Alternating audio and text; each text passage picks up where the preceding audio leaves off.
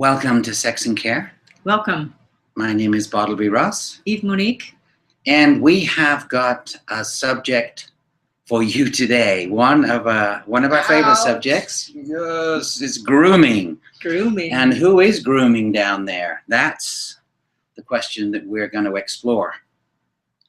Interesting to find that when we looked into the history of pubic hair grooming, it's been going on for a really long time. In fact, they have evidence to show that the Egyptians, way back when, used some kind of flint razors to shave their pubes. Mm-hmm. Well, they probably had problems with... Yeah, and the Greeks, they liked their women bare. Well, those sculptures, they're all pretty naked, right? Yeah, so that's like where that came from. Yeah, men and women in the Greeks' times. But I was just about to say, of course, it was also a situation where there was a lot of like crabs and lice and disease going around. So in those early civilizations, we're also hearing that maybe they wanted to shave down there because of those problems. Yeah, hygienic and smell and lack of water. Right.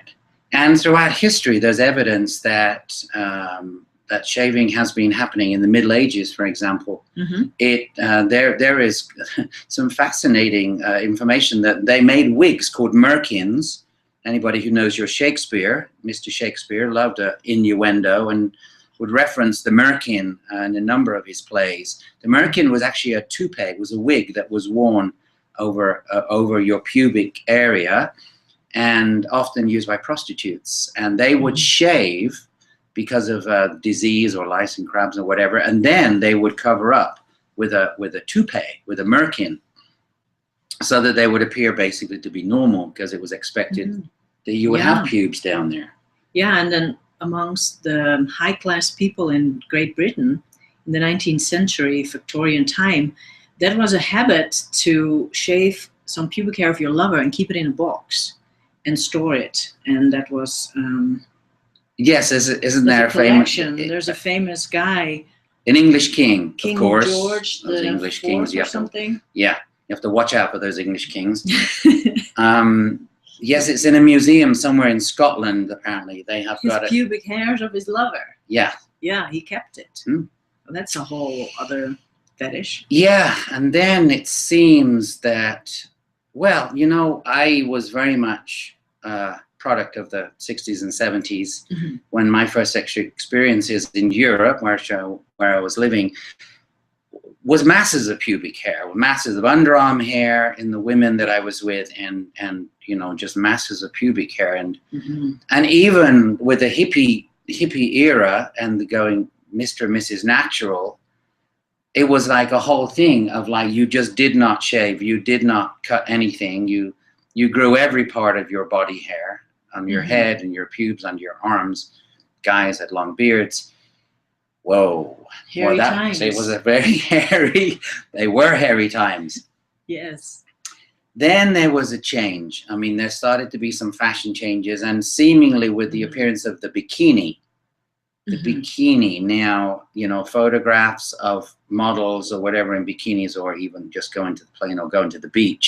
Nobody wanted to see pubes hanging out over the bikini lines or under the bikini lines. Yeah, especially in the 80s when these bikinis and the high leg up bathing suits were coming. You know, they had a really thin part in the front, and you had to groom in order to not show any hair. So grooming started. And of course, it was then reflected on the TV and in movies. Sex and the City. I think it was Carrie who had a complete wax at one point. Yeah, in 2000. Yeah, and seemingly that made bald become beautiful. Yes. And it's like, it's interesting because I remember when I used to look at porn, there were normal, like hairy pussies, and then the shaved ones were like the fetish. And now everything is shaved, and now there's a small section with hairy pussies. Like it kind of switched the opposite. It's like the fashion industry, you know, one year you have wide-legged pants, and then the other year you have skinny-legged pants, and things just change, and our perception of it changes. Yes, that's right. And of course, commerce always responds to the needs of the people, right? Yeah, the razor people are probably very happy. They were very happy. In fact, I know there was a campaign, even I think in the 1915 or something, there was an ad came out in a famous magazine, it may have been Harper's, and it showed a woman shaving under her arms, and there was a whole thing about this was more hygienic, blah, blah, blah, blah. You're more feminine without hair. Yes, and what happened is after that ad came out, this Wilkinson Sword, the razor blade company, doubled their sales in the following year. Yeah, I get it. Yeah. And then, so of course, since the advent of all this shaving and waxing that's been going on, then the salons have opened. Yeah, it's like a big hip thing now. I think even in Californications, they're doing waxing.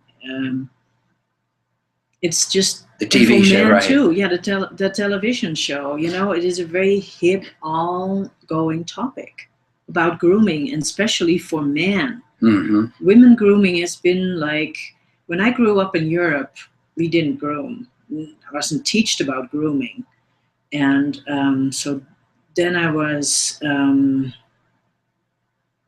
on vacation to America, and there was all these women with no arm hair. So then I started to shave, and I had a friend here who told me how to shave my pussy, and I really liked it because I like the feeling of no hair, the air. It's just clean, feels good. It's just nice. And so I did that, and I think it was in the early 90s that I started to do that. But nobody taught me. I had to get it from a friend, you know? Yeah.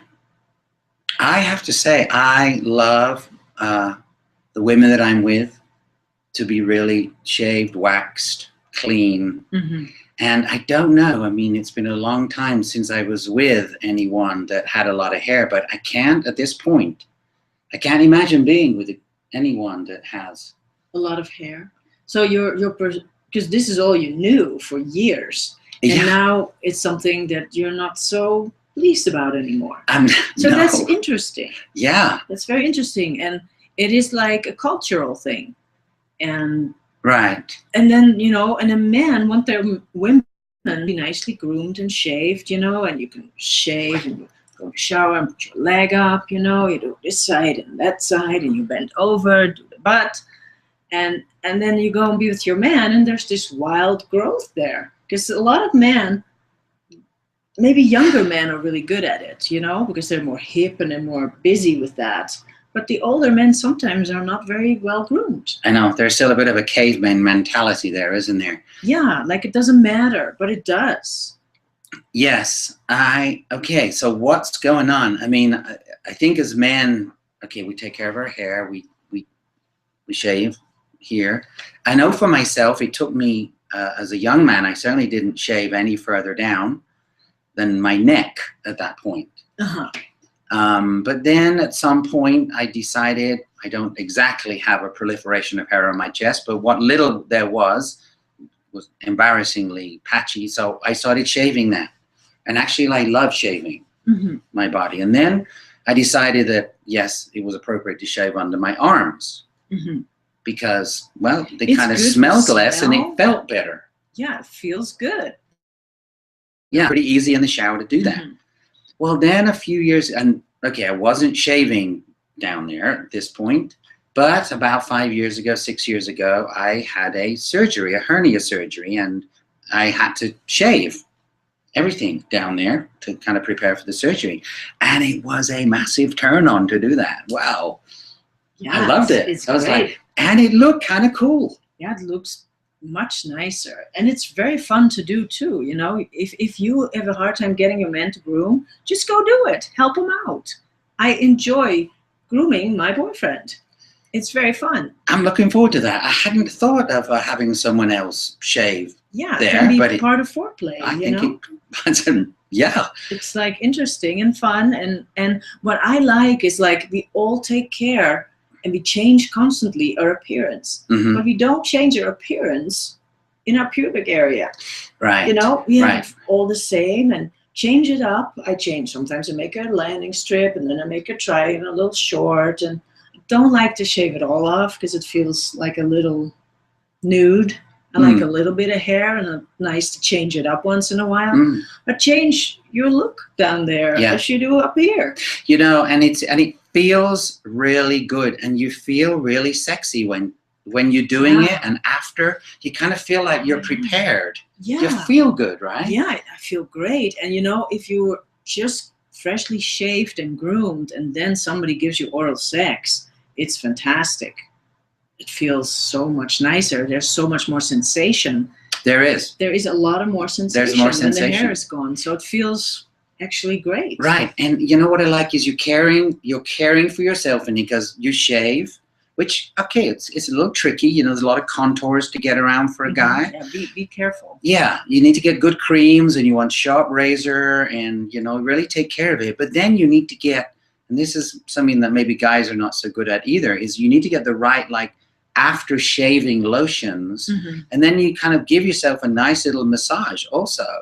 So you really feel good and ready to have sex with your gal. Yeah, and same for women. You know, you shave, or you go wax, you know, do the Brazilian. The waxing is great too, especially if you very thick hair. And, you know, if you get a lot of ingrown hairs from shaving, then waxing is the way to go.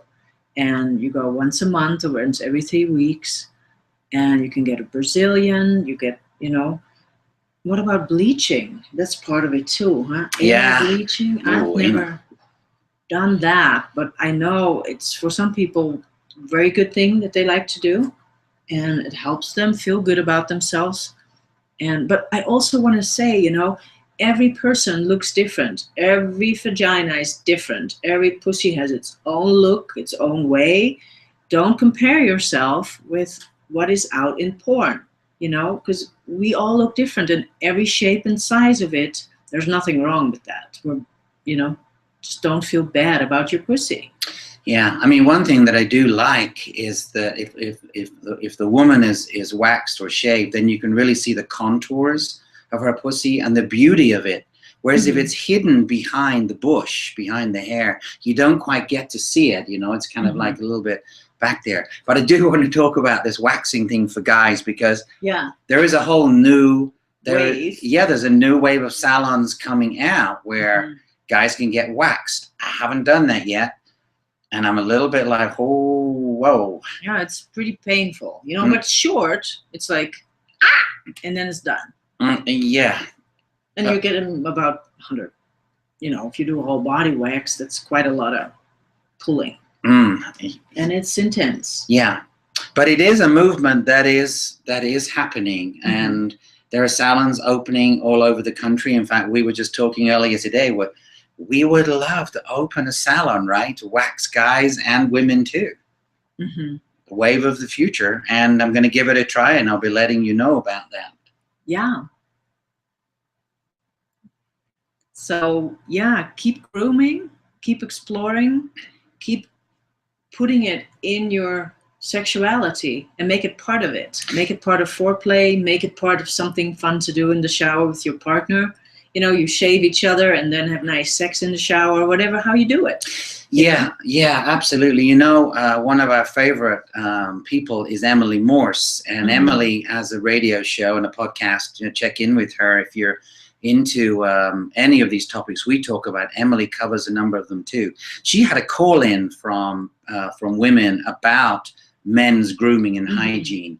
And a lot of the people who called in were very unhappy with the state of their partner's hygiene, whether that's fingernails, really important. Yeah, just short, clean. If you go inside of somewhere, you know, you want it not to, the edges not to be sharp. You want them to be clean so there's no bacteria, and just everything of your body be clean. That's right. They were disturbed by the smell, the underarm hair, the pubic hair, not taking care. What is that? What is that? Because women are so into cleanliness, you know. We like to feel clean, and we like to feel beautiful in that way. And guys want their women to be like that, but they think they can get away with having this caveman mentality themselves. Do you And think that will ever change? Yeah, I think it is changing. I do think the younger generations, I think the teenagers and the guys in their 20s are adopting a different standard. That's great. I do. But we're hoping that, you know, broadcasts like this one will encourage the older men to really, you know, go for it. Yeah, if you're back on the dating market, you know, take care of yourself. Yeah. Care for the women you're with so you smell good, you feel good, and you look good. Yeah. And you will feel, your sex will feel definitely more of a turn on. And it's not vanity. No. No, it's care. Yes, it's care. And that's very much our message. Yes. Sex and care. Thank you for watching. Bye-bye. Bye-bye.